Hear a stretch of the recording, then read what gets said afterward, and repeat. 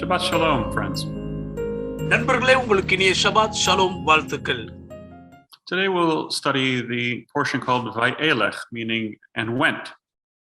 வயேலக், மோசே போனார் என்ற அந்த தோரா பகுதி இன்றைக்கு நாம் தியானிப்போம்.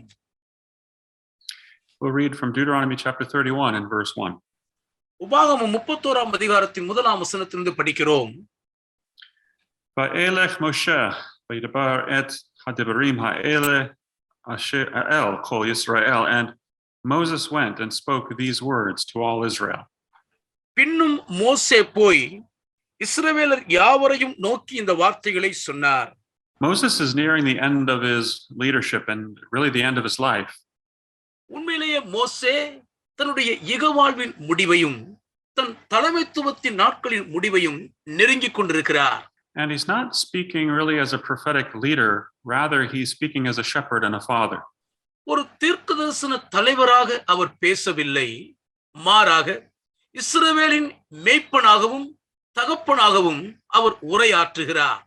And he is still speaking to us today as he actually is pointing us to the good shepherd, Yeshua, Jesus.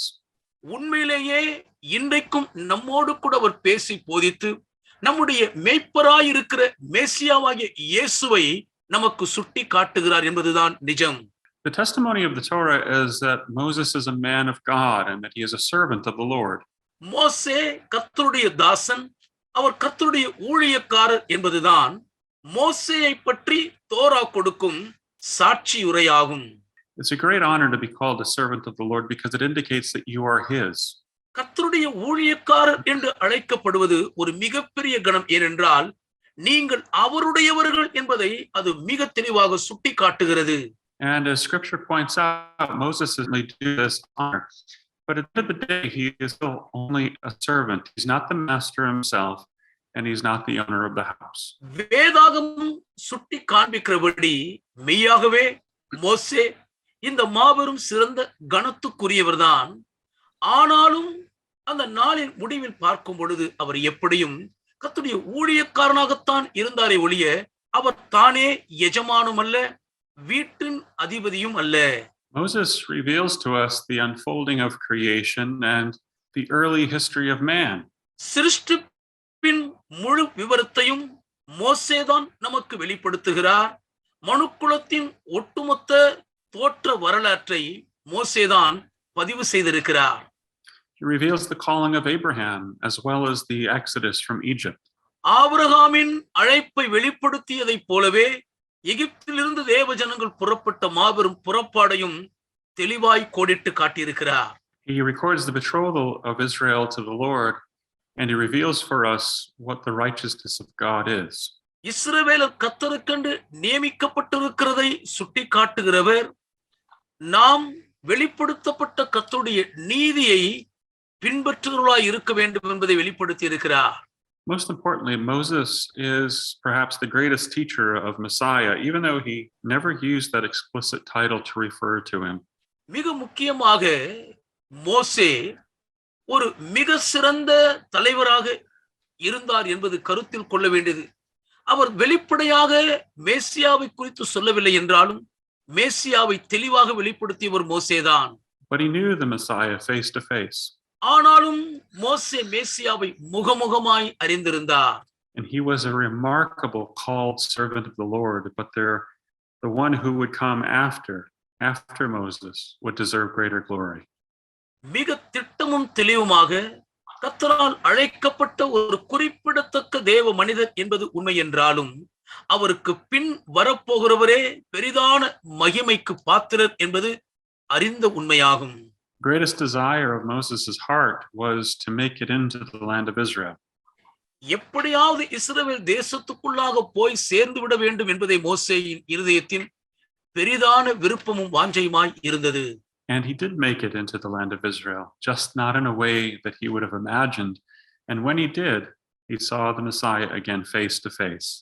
உண்மையாகவே தான் கற்பனையிலும் நினைத்து பார்த்திராத ஒரு ரீதியில் அவர் இஸ்ரவேல் தேசத்துக்குள் போய் கால் மிதித்தார்தான். அவர் அப்படி வெளிப்பட்ட போது மேசியாவை முகமுகமாய் நேரில் சந்தித்தார், உரையாடினார். Moses received his reward. He was a faithful servant of God, and the Lord never forsook him, even when the enemy came to collect his body. மோசே ஒரு உண்மையுள்ள தேவ ஊழியக்காரராக தனக்குரிய கனத்தை பலன்களை பெற்றுக்கொண்டார் என்பது மறுக்க முடியாத உண்மை. கர்த்தர் ஒரு நாளும் அவரை கைவிடவில்லை என்பதில் புரியும். ஏன், எதிராளி அவருடைய சரீரத்தை உரிமை கோர வந்த போதும் கூட கர்த்தரால் கடிந்து கொள்ளப்பட்டாரை ஒழிய எடுத்து கொடுத்து வைக்கப்படவில்லை. As Jude tells us, Michael the archangel rebuked the devil when he came to collect his body. And how was this able to happen? பொல்லாத பிசாசானவன் மோசையின் சரீரத்தை குறித்து தர்க்கம் பண்ணிய பொழுது பிரதான தூதனாகிய மீகாவேல் அந்த பிசாசை கடிந்து கொள்ளுகிறாரே, இது உண்மையிலேயே எப்படி அரங்கேறிற்று?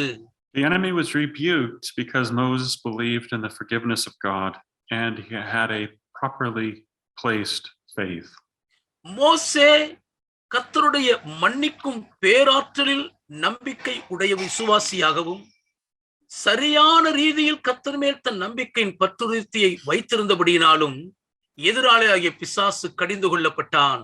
Moses is a biblical giant. It can be difficult to relate to such a figure, a redeemer of Israel, a prophet, a beloved Lord, servant of the Lord.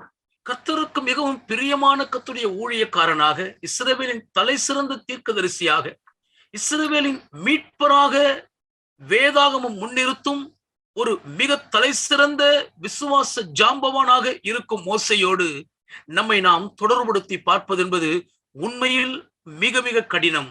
If you remember, he was a child born under a death decree who was saved by divine intervention for a purpose.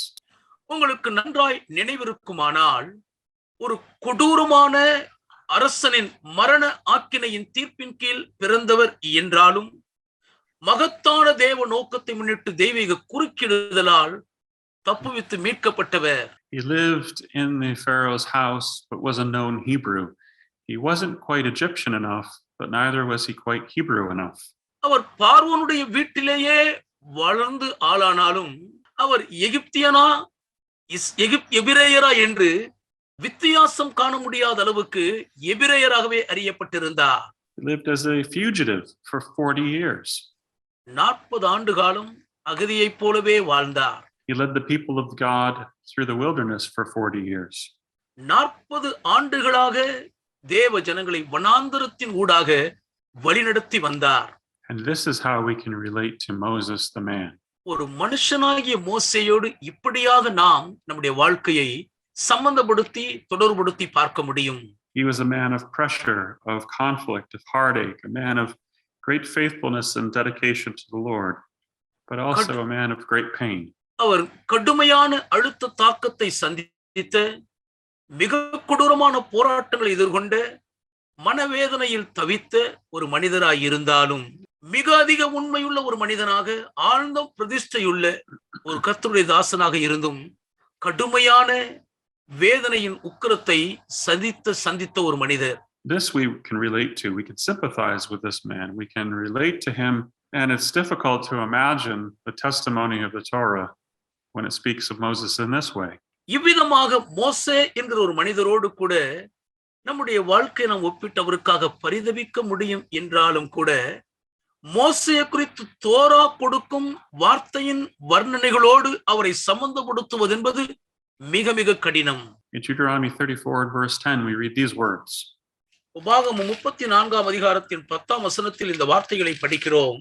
Velocham nevi od v'Yisrael kamoshe asher ya'adod Adonai panim panim. And since then no prophet has arisen in Israel like Moses, whom the Lord knew face to face. கர்த்தரை முகமுகமாய் அறிந்த மோசேயை போல ஒரு தீர்க்கதரிசியும் இஸ்ரவேலில் அப்புறம் எழும்பினதில்லை என்று விளங்கும் என்று தமிழில் 12ஆம் வசனம் சொல்லுகிறது. Moses stood on the Mount of Transfiguration with Jesus and Elijah. How can we relate to that? இயேசுவோடும் எலியாவோடும் மோசே மறுரூப மலையின் மேல் நின்றாரே, இதோடு எப்படி நாம் சம்பந்தப்படுத்தி தொடர்புபடுத்த முடியும்? The truth is we cannot. நம்மால் எவ்விதத்திலும் தொடர்புபடுத்த முடியாது என்பதுதான் உண்மை. And we're not supposed to. நாம் எவ்விதத்திலும் ஒருவர் நம்மை தொடர்படுத்த கூடாது என்பதுதான் உண்மை. Because this is giving us a picture of what we will experience in the future. ஏனென்றால் வருங்காலத்தில் நாம் அனுபவிக்க போகிற ஒரு பெரிய பாக்கியத்தின் காட்சியை தான் இது சித்தரித்து காட்டுகிறது. We can, however, look at and follow after the example of Moses' endurance in the face of great pressure. எது எப்படி இருந்தாலும் அதை நாம் கவனித்து பார்க்கும் பொழுது, கடுமையான அழுத்த தாக்கத்தின் மத்தியிலும் அதை எதிர்கொண்ட பொழுது எந்த விதமான சலனமும் இல்லாமல் அதை சகித்துக் கொண்ட மோசேயின் நன்மாதிரியை நாம் பின்பற்ற கடமைப்பட்டிருக்கிறோம். And each of us have been called to be as Moses was, faithful. மோசே உண்மையுள்ளவராய் இருந்தது போலவே நாம் ஒவ்வொருவரும் இருக்கும்படி அழைக்கப்பட்டிருக்கிறோம். Just as we're to follow the example of Paul or James or Peter, we're to live lives worthy of our calling.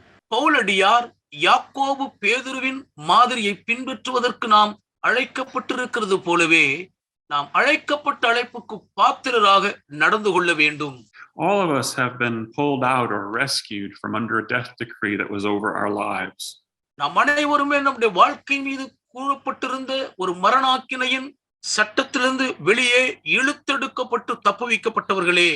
And this is what Moshe or Moses means, to pull out or to rescue. மோசே என்றால் வெளியே எடுக்கப்பட்டவர் அல்லது தப்புவிக்கப்பட்டவர் என்ற அர்த்தம் இதுவே ஆகும். So when we read the story of Moses, we are reading about ourselves. ஆகவேதான் மோசேயின் வாழ்க்கை சரித்திரத்தை படிக்கும்போது நாம் நம்மை குறித்தே படிக்கிறோம் என்பதை அறிந்து கொள்ள வேண்டும். If Moses was a great man of God, then so are you by that same faith. மோசே ஒரு மிகப்பெரிய மாபெரும் தேவ மனிதர் என்றால் நீங்களும் நானும் அப்படித்தான் இருக்கிறோம் என்பதுதான் உண்மை. Because that same spirit that propelled Moses forward in his mission is the same spirit that is operating in you today. தனக்கு நியமிக்கப்பட்ட மாபெரும் திருப்பணியை நோக்கி மோசேயை பலமாய் உந்தித் தள்ளின அதே மாபெரும் ஆவியானவர் தான் இன்றைக்கு உங்களுக்கும் எனக்கும் இருக்கிறார்.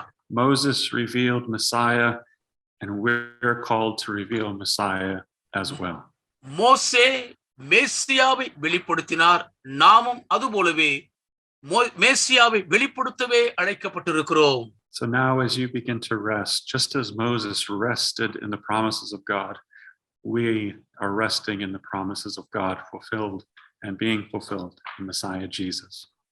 இப்போதும் இந்த ஓய்வு நாளின் இளைப்பாறுதலுக்குள் நாம் பிரவேசிக்கும் போது தேவனுடைய வாக்குத்தத்தங்களுக்குள் மோசே தன்னை முழுவதுமாக பலப்படுத்தி இளைப்பாறியது போலவே மேசியாவாகிய கர்த்தருக்குள் நமக்காக நிறைவேறி கொண்டே இருக்கும் தேவனுடைய வாக்குத்தத்தங்களுக்குள் நாம் பிரவேசித்து இளைப்பாறுவோமாக. So now may the Lord bless you and keep you this Shabbat. இந்த இனிய ஷபாத் நாளிலும் கர்த்தர் தாமே உங்களை ஆசீர்வதித்து உங்களை காக்க கடவர். Yivarechecha Adonai v'yishmerecha, Ya'er Adonai panav elecha v'yihunecha, Yasad Adonai panav elecha v'yasim lecha shalom. Shalom. Ken yeh ratzon. Father, bless and keep these your people. May you make your face to shine upon them and be gracious to them and give them favor in every place they go. And may you lift them up in your countenance and give them everything they need for today, tomorrow, and every day, that you bless them with life on this earth. B'Shem Hashem, Yeshua. In the name of Jesus, I pray. Amen. Amen. Shabbat Shalom. மாணவர்களே, உங்களுக்கு இனிய ஷபாத் Shalom வாழ்த்துக்கள்.